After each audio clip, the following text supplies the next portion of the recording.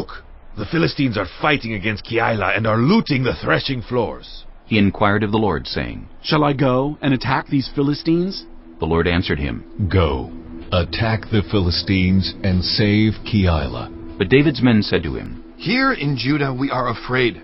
How much more then if we go to Keilah against the Philistine forces? Once again David inquired of the Lord, and the Lord answered him, Go down to Keilah, for I am going to give the Philistines into your hand. So David and his men went to Keilah, fought the Philistines, and carried off their livestock. He inflicted heavy losses on the Philistines, and saved the people of Keilah. Now Abiathar, son of Ahimelech, had brought the ephod down with him when he fled to David at Keilah. Saul was told that David had gone to Keilah, and he said, God has delivered him into my hands, for David has imprisoned himself by entering a town with gates and bars. And Saul called up all his forces for battle to go down to Keilah to besiege David and his men. When David learned that Saul was plotting against him, he said to Abiathar the priest, Bring the ephod. David said, Lord, God of Israel, your servant has heard definitely that Saul plans to come to Keilah and destroy the town on account of me. Will the citizens of Keilah surrender me to him? Will Saul come down as your servant has heard? Lord, God of Israel, tell your servant. And the Lord said, He will.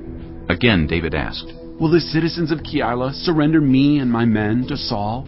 And the Lord said, They will. So David and his men, about 600 in number, left Keilah and kept moving from place to place.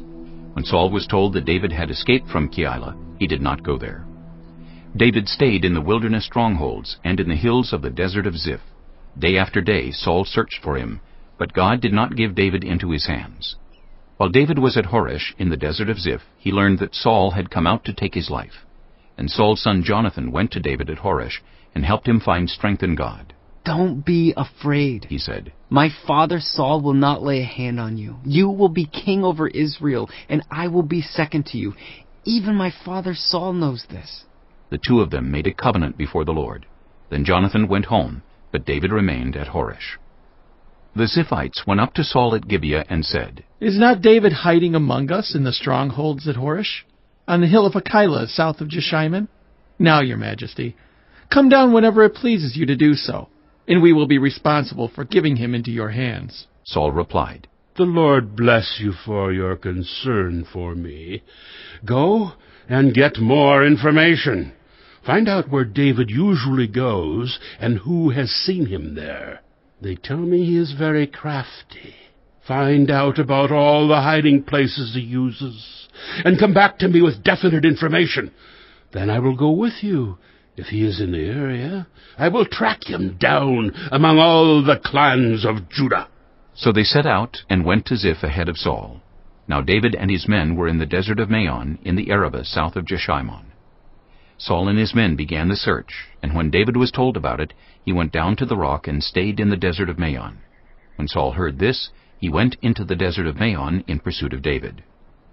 Saul was going along one side of the mountain, and David and his men were on the other side, hurrying to get away from Saul. As Saul and his forces were closing in on David and his men to capture them, a messenger came to Saul, saying, Come quickly, the Philistines are raiding the land! Then Saul broke off his pursuit of David and went to meet the Philistines. That is why they call this place Selah Hamaleketh. And David went up from there and lived in the strongholds of En-Gedi.